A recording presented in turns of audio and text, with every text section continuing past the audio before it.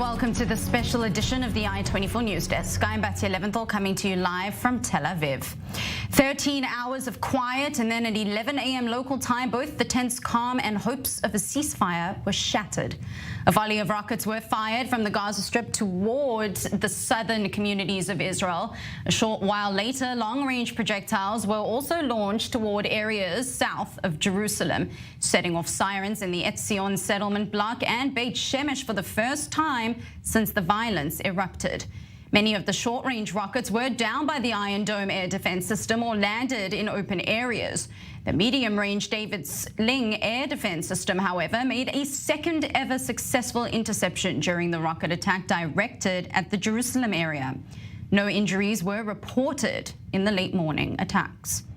Our correspondent Hamza Salchut is in the southern city of Sderot. Hamza, first and foremost, what are the updates there? We do believe that rocket sirens have been going off since the late morning, predominantly in the areas and the communities just outside of the Gaza border. What can you tell us?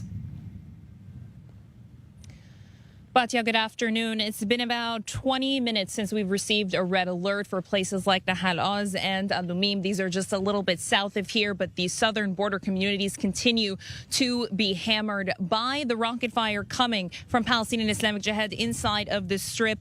Just a few moments ago, Islamic Jihad issuing a statement saying, quote, "A few hours separate us from a major earthquake in the occupied territories, and we swear," sending a warning, a message to Israel that this is not over. Earlier in the day, Islamic Jihad also was saying that they will not stop unless Israel stops, and they could go until the flag march, which is next Friday. The flag march falls on Jerusalem Day, and the march starts at Damascus Gate and goes through the Muslim Old Quarter. This is an ultra-nationalistic march. Historically, we've seen a ton of violence there, so it's yet to be seen when there will be a ceasefire. Apparently, those ceasefire talks deteriorating after those rockets were fired to the Jerusalem area. Now, that's about 80 kilometers from the Gaza Strip. The Israeli security apparatus was not really expecting Islamic Jihad's rockets to travel that far, and it was kind of a game changer for where this conflict is heading. But as of now, we can expect more red alerts, more rockets, and more interception by the Iron Domes in the hours to come. Now, Israeli opposition leader Yair Lapid visited the Gaza border earlier today, specifically Netiv Asara, a town that's just south of that border, but also meeting with the heads of the council in the city of Ashkelon for apparently security assessments. How important is it for morale that we do have, whether it's members of the coalition or the opposition, visiting these towns that seem to be in the line of fire? Well, look, residents in these border communities have been saying this for years, that the leadership needs to be in charge of what comes in and out of the Gaza Strip, referring to the rocket fire. Now, a lot of people voted for this right-wing and religious government to combat things like this, but it's not really going to be up to them. It's up to the militants and the factions inside the Gaza Strip who say they have business to deal with when it comes to the Israelis. So while it might be a boost for morale if political leaders go into these southern communities, it's yet to be seen if their visits will actually mean anything more than just sentiment at this point. Hamza Salchut, our correspondent down in the southern city of Sderot, will be checking back in with you later in the day for some more updates. Thank you very much. And with me here in studio is Yaakov Lapin, a military and strategic affairs analyst for both the Jewish News Syndicate and the Miriam Institute. Yaakov, there's mixed reports on targeted assassinations, rockets, ceasefires, operational objectives being reached. Where exactly do we stand here? It doesn't seem like this is any end in sight. So I think the first thing we should note is that we are in a surprise phase of this escalation, because the general trend was that we would be heading towards a ceasefire. We had a quiet night, and the fact that Palestinian Islamic Jihad fired on the greater Jerusalem area this morning is a surprise. I think that is a sign of their unpredictability, and that leads us to the question of what is causing this. Now, last night, the IDF shared some assessments that the Iranians were putting pressure on Palestinian Islamic Jihad leaders who are not in the Gaza Strip. They are in Damascus, they are in Beirut, safe comfortable, in expensive hotels on the Iranian payroll. And they received pressure from Iran to tell the rocket-firing squads in Gaza to keep going. That's according to the IDF assessments that we heard last night. And that could help explain why right now we are not in a ceasefire as many of us thought we would be by now. So that's one factor to keep in mind. Another thing to keep in mind here is Hamas. In my opinion, Hamas wants this to end now because any further escalation could draw it in. Hamas has been sitting on the sidelines remarkably for the third time since 2019, since Israel and PIJ went at it directly. Which is also a surprise, I might add. It's surprising to many, but Hamas has its interests here. And Hamas's interests are, first of all, I think, to show to the Palestinian street that it is the Palestinian leader and it is the one who can fight Israel the best, not Palestinian Islamic Jihad. And they want to show that PIJ is limited. So for a while, this served its interest.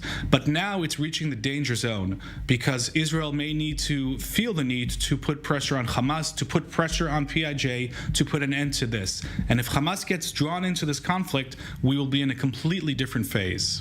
Now, you mentioned that Jerusalem was a surprise. So yes. let me poke at you a little bit with regards to something. Rockets are being fired at Jerusalem.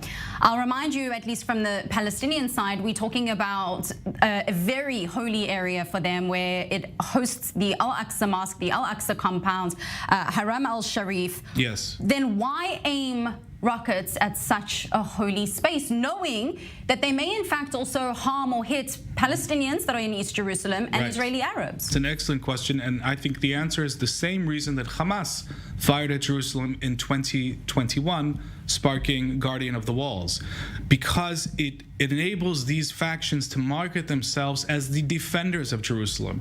We're coming up to Jerusalem Day, to the marches, to a whole new set of tensions that comes up every year, and by firing in Jerusalem's direction, Palestinian Islamic Jihad is trying to copy Hamas's, I call this a marketing strategy, and they're telling the Palestinian street, Jerusalem is, as far as we're concerned, occupied, and we are defending Palestinian interests in Jerusalem by launching these attacks. The risks that are involved, they consider those to be tolerable, just as, we're talking about people who surround themselves with human shields that are often made up of their own families. One of the senior PIJ terrorists who was killed yesterday was in a vehicle with his children, with his 4 children, and he was in an apartment with his children, and at that time the IDF chose not to strike. And then when he dropped them off at an apartment and went to another building, that's when he was struck. So if they're willing to take those kinds of risks with their own children, they're willing to take risks with the safety of Palestinians in Jerusalem.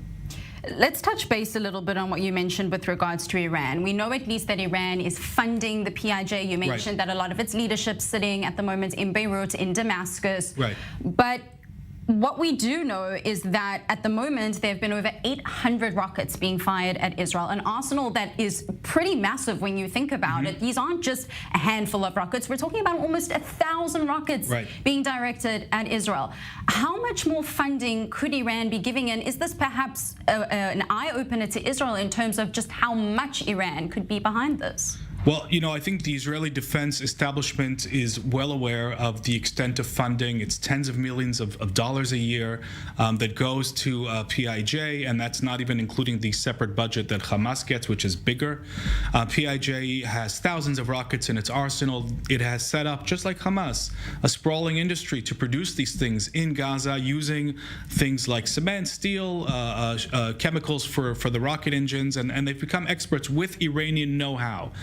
So all of this is very well known to the Israeli defense establishment. I think for the Israeli general population, yes, it's a very painful and stinging reminder that not only is Hamas in the Gaza Strip building its force, building its offensive capabilities, there's another organization right alongside with it doing the same thing.